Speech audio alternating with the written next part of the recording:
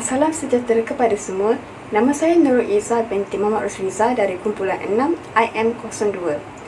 Pada hari ini, saya dan juga rakan sekumpulan akan membentangkan tentang Malaysia Madani, permulaan kepada kejayaan baharu. Datuk Seri Anwar Ibrahim memperkenalkan Malaysia Madani sebagai langkah mengangkat semula martabat negara dan dihormati semula sebagai negara makmur berteraskan 6 teras utama. Dan Perdana Menteri berkata 6 teras itu adalah kemampanan, kesejahteraan, daya cipta, hormat, keyakinan dan juga ihsan. Perdana Menteri berkata beliau percaya barisan pimpinan, penjawat awam dan sektor swasta memahami mengenai kepentingan keselesaan untuk semua dan bukan untuk sesuatu kelompok masyarakat sahaja.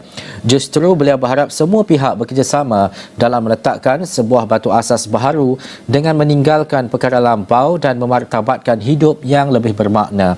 Anwar juga yakin semua jemaah menteri dan ahli politik lebih manusiawi daripada yang boleh disaksikan pada ketika ini.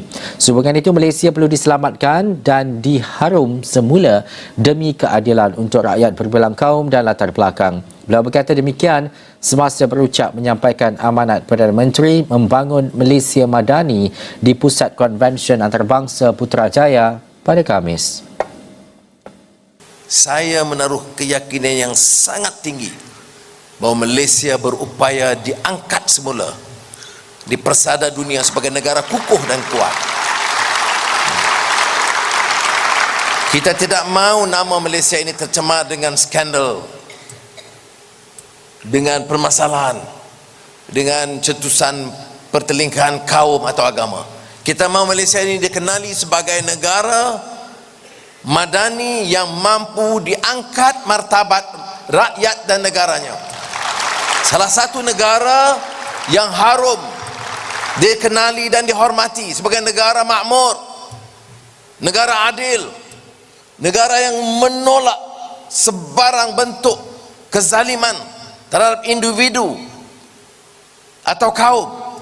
Kita mahu negara ini dikenali dengan semangat baru, semangat rakyat yang faham erti kebebasan dan kemerdekaan. Untuk pengetahuan anda, erti untuk masyarakat madani ialah membawa kepada maksud masyarakat yang beriman kepada Allah dari segi akidah dan kerohanian. Lain daripada itu, berakhlak mulia dan berbudi bahasa dan juga mencapai tahap kemajuan dalam pencapaian fizikal dan sentiasa progresif juga merupakan masyarakat madani atau masyarakat yang bertamadun. Untuk istilah madani dalam Islam pula ialah dari bahasa Arab yang berasal dari perkataan din yang bermaksud agama, dan istilah din juga dikaitkan dengan agama, kota dan tamadun. Selain itu, definisi Malaysia Madani ialah usaha bersepadu dan menyeluruh untuk menjadikan semua dasar dan amalan di Malaysia lebih berperi kemanusiaan, ditambah baik secara berterusan melalui perundingan dan maklum balas daripada rakyat. Malaysia Madani juga bermaksud sintesis gaya Malaysia yang menggabungkan amalan sedia ada dengan pendekatan baharu yang direka untuk menangani masalah dan ketidakpastian baharu. Seterusnya, Malaysia Madani mempunyai 6 nilai teras, iaitu nilai teras yang pertama ialah kemampanan. Ia bermaksud kemajuan mutu kehidupan bangsa dalam acuan yang seimbang antara manusia dan alam, bernuansakan citra Malaysia yang unik. Nilai teras yang kedua ialah kesejahteraan, iaitu membawa makna keseimbangan atau lebih tepat lagi kehidupan dan segala sisinya yang terangkum dalam keseimbangan. Nilai teras yang ketiga ialah daya cipta yang mengandungi beberapa konotasi antaranya pembaharuan, reka cipta dan reka baharu. Nilai teras yang keempat ialah hormat, iaitu mengandungi konotasi maruah manusia. Satu kalimat lain yakni adab yang berasal daripada bahasa Arab. Nilai teras yang kelima ialah keyakinan, iaitu keyakinan mempunyai kaitan yang erat dengan amanah, yakni suatu ikrar pentanggungjawabkan moral duniawi dan ukrawi. Akhir sekali, nilai teras yang keenam ialah ihsan, iaitu sinonim dengan makna peduli dan juga belas kasihan. Ini ialah gambar rajah 6 nilai teras Malaysia Madani. Assalamualaikum, nama saya Hanis Karina binti Muhammad Ustaz dan nombor matrik saya adalah 2022741 Seterusnya saya akan membentangkan mengenai asas pembentukan negara dan penyatu paduan masyarakat. Antara asas pembentukan negara adalah perlembagaan persekutuan dan bukan negara. Perlembagaan persekutuan merupakan dokumen undang-undang tertinggi yang menjadi asas kepada kedaulatan sesebuah negara. Ia merupakan sumber dan dasar bagi semua peraturan dan undang-undang yang berkuasa di Malaysia. Rukun negara pula adalah ideologi yang menyeragamkan fahaman kemajuan dan kepelbagaian yang wujud di Malaysia dan telah diterima sebagai lambang perpaduan. Rukun negara dibentuk dengan tujuan utama iaitu membentuk perpaduan pokok dalam kalangan rakyat dan menjadi identiti rakyat Malaysia. Rukun negara mempromosikan makna kemasyhurkan dan kepelbagaian dengan menekankan kepada penerimaan dan penghormatan terhadap kepelbagaian dalam masyarakat. Seterusnya adalah fokus utama kerajaan. Terdapat 8 elemen fokus utama kerajaan yang perlu ditemukan, diperkukuh atau dibuat penambahbaikan bagi menyokong usaha-usaha pembangunan Malaysia Madani. Antaranya adalah kewangan, perundangan, institusi pendidikan, kemasyarakatan, kebudayaan dan bandar dan luar bandar. Seterusnya adalah mengenai konsep Malaysia Madani. Konsep madani yang dirangka ini adalah merupakan strategi bagi mentadbir negara dengan berkesan. Negara dan peradaban yang akan dibangunkan adalah berdasarkan kepada madani, iaitu terdiri daripada mampan, sejahtera, berdaya cipta, saling menghormati, punyai keyakinan dan bersifat ihsan. Antara konsep Malaysia Madani yang pertama adalah berlakunya keseimbangan dan mampan. Keseimbangan ini memberi keadilan kepada seluruh rakyat tanpa melakukan diskriminasi, kezaliman dan penindasan. Konsep Madani memfokuskan kepada masyarakat yang diurus dengan baik dan mencapai matlamat membina tamadun bangsa. Objektif melahirkan masyarakat madani membolehkan setiap manusia mencapai kesejahteraan dan kebahagiaan. Selain itu, keterusan dan kerjasama. Keterusan adalah penting kerana ia berkaitan isu tadbir urus yang baik dan integriti. Ini menjadi fokus kepada kerajaan dan Perdana Menteri kita pada masa ini. Begitu juga dengan konsep kerjasama. Ini terbukti dengan pembentukan kerajaan perpaduan hari ini adalah hasil persetujuan dan kerjasama daripada beberapa parti politik yang berbeza. Semangat ini wajib dibawa dalam konteks pembangunan negara dan akan menjadi pemakin kepada kemajuan negara kita. Konsep Malaysia Madani ini adalah bertujuan dapat membantu membuka ruang kerjaya yang lebih luas kepada golongan muda dan berhadapan dengan masalah pengangguran yang semakin membimbangkan. Melalui konsep Malaysia Madani juga, rakyat mahu melihat kematangan politik negara supaya sentiasa berada dalam keadaan stabil tanpa digugat oleh pihak luar. Oleh itu, semua rakyat di negara ini harus terlibat dalam membangun Malaysia Madani. Kesejahteraan rakyat juga adalah bermula dengan kestabilan ekonomi di samping pembangunan modal insan yang mampan. Oleh itu, latihan dan pendidikan berkaitan kemahiran dan pengurusan kewangan perlulah diberikan kepada golongan berkenaan yang memerlukan supaya mereka dapat memanfaatkan pengetahuan yang dimiliki oleh mereka untuk mengubah taraf hidup mereka ke arah yang lebih baik. Selain itu, penstereotipan semula ekonomi berasaskan etika yang mampan iaitu pembaziran dan kemewahan perlu dielakkan, bantuan dan prasarana perlu diberikan kepada rakyat dan penyamarataan kekayaan adalah secara saksama.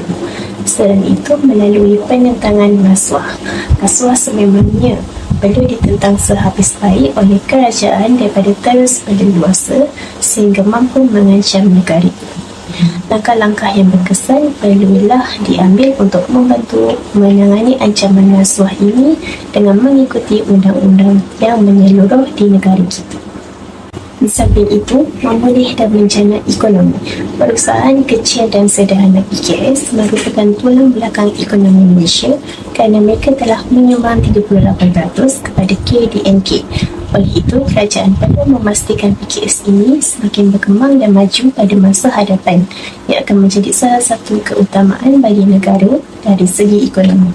Oleh itu, galakan dan dorongan yang penuh perlulah diberikan kepada perusahaan tempatan ini yang berteraskan madani supaya ia dapat menyumbang kepada pertumbuhan dan menarik pelaburan asing, yang berteraskan madani bagi memastikan kesejahteraan rakyat di negara ini. Dalam segmen ini, saya ingin menghuraikan implikasi daripada Malaysia Madani. Kesan pertama yang dapat kita lihat daripada membantu golongan rentan di mana undang-undang khas diperkenalkan untuk meletakkan asas kadar upah minimum. Dan juga kutipan denda daripada pelanggaran undang-undang adalah untuk tujuan pendidikan, perlindungan sosial dan juga kesihatan. Selain daripada itu, kerajaan telah memperkenalkan skim pencen sosial yang lebih meluas. Kesan kedua yang dapat kita lihat ialah daripada melestarikan kehidupan persekitaran di mana kerajaan telah pun memanfaatkan binaan USAM menjadi bateri untuk mengumpul dan menyimpan tenaga. Selain daripada itu, pusat-pusat melalui belah yang usang akan diubah menjadi bandar teknologi di mana dapat membantu rakyat untuk mendapatkan akses kemudahan asas dengan lebih baik dan sejahtera. Implikasi yang seterusnya daripada Malaysia Madani ini yang dapat kita lihat ialah daripada segi pengenalan menu rahmah, di mana pengenalan menu rahmah ini menawarkan set menu lengkap dengan harga serendah RM5 sahaja. Menu rahmah ini boleh dilanggan oleh semua lapisan masyarakat. Kerajaan telah pun menyediakan nilai ini untuk dikongsi bersama dan akses yang sama rata dalam mendapatkan hak setiap rakyat Malaysia. Kesan yang terakhir yang dapat kita lihat ialah daripada kerajaan menyantuni kebudayaan, di mana kerajaan menangani isu Islamofobia di peringkat terbahasa secara rasional dan profesional ketika isu pembakaran Al-Quran pada awal tahun 2023 di Sweden, di mana walaupun mengecam sekeras-kerasnya tindakan keji berkenaan, namun reaksi YAB Perdana Menteri sangat terpuji dengan mengedarkan sejuta naskah Al-Quran ke seluruh dunia. Seterusnya, langkah-langkah untuk mempertahankan sistem madani Malaysia iaitu yang pertama adalah kemajuan desa, iaitu kita boleh memperhebatkan cipta pertanian moden dan pertanian pintar berasaskan teknologi. Untuk memperhebatkan daya cipta pertanian moden dan pertanian pintar berasaskan teknologi, ada beberapa langkah yang diambil, iaitu adalah penggunaan sensor dan teknologi pemantauan. Ini dapat membantu untuk mengumpulkan data yang tepat tentang keadaan pertanian dan data ini dapat digunakan untuk mengoptimalkan penggunaan sumber daya, mengukur kelembapan tanah dan meningkatkan sistem nutrisi tersebut. Seterusnya adalah dialog dan komunikasi. Ini adalah menggalakkan dialog terbuka dan komunikasi aktif di kalangan masyarakat berbilang etnik dan agama di Malaysia. Ini boleh dilakukan melalui forum perbincangan, mesyuarat komuniti, seminar dan persidangan yang dihadiri oleh beberapa kumpulan masyarakat. Keadilan sosial adalah langkah-langkah untuk Malaysia Madani, iaitu memastikan keadilan sosial untuk semua rakyat tanpa mengira etnik atau agama. Ini termasuk memerangi diskriminasi, menggalakkan peluang yang sama dan memastikan perlindungan undang-undang adil untuk semua kumpulan dalam masyarakat. Cadangan penambahbaikan dalam sistem Malaysia Madani iaitu yang pertama adalah pendidikan bersepadu, memastikan akses yang sama dan pendidikan berkualiti kepada semua rakyat Malaysia, menggalakkan integrasi sekolah untuk kesefahaman dan toleransi antara kumpulan etnik, menggalakkan pendidikan yang menghormati kepelbagaian budaya dan agama. Cadangan seterusnya adalah kesamaan dan keadilan sosial, iaitu menghapuskan ketidaksamaan sosial dan ekonomi antara kumpulan etnik. Dua, memastikan dasar dan program yang menyediakan peluang yang sama untuk semua rakyat Malaysia.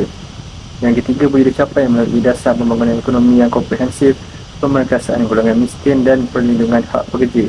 Sedangkan ketiga adalah perlindungan hak asasi manusia, iaitu memperkukuh rangka kerja, perundangan dan institusi yang melindungi hak asasi manusia, termasuk hak minoriti, kebebasan beragama, kebebasan bersuara dan kebebasan berpersatuan. Seterusnya dalam menggalakkan penghormatan terhadap kebebasan individu dan melindungi rakyat daripada diskriminasi dan penindasan. Tangan seterusnya adalah dialog antara agama dan budaya, iaitu menggalakkan dialog dan pertukaran antara kumpulan agama dan budaya di Malaysia, serta menggalakkan perhimpunan antara agama, aktiviti bersama dan dialog terbuka. Cadangan seterusnya adalah penyertaan politik inklusif, iaitu membuka ruang yang lebih luas untuk penyertaan politik pelbagai etnik dan latar belakang sosial, dan serta menggalakkan penyertaan sivik dalam proses membuat keputusan, termasuk melalui penyertaan dalam pilihan raya, penyertaan organisasi masyarakat sivil dan juga sebagainya. Cadangan terakhir adalah pertimbangan alam sekitar, iaitu memastikan pembangunan mampan dengan mempertimbangkan perlindungan alam sekitar dan pemeliharaan sumber asli. Menggalakkan kesedaran alam sekitar dan tanggungjawab kolektif dan menggalakkan dasar mampan dalam sektor ekonomi dan perindustrian. Terakhir sekali adalah kesimpulan. Konsep Malaysia Madani adalah satu usaha untuk mewujudkan masyarakat Malaysia yang inklusif, harmoni dan adil antara satu sama lain. Seterusnya, wawasan ini juga menekankan kepentingan perpaduan negara, menghormati pelbagai budaya dan agama dan pembangunan ekonomi yang inklusif. Ianya untuk mengukuhkan lagi perpaduan sesama masyarakat di Malaysia. Di samping itu, sistem Malaysia Madani ini dapat mengukuhkan lagi sifat menghormati sesama kaum. Sekian, terima kasih.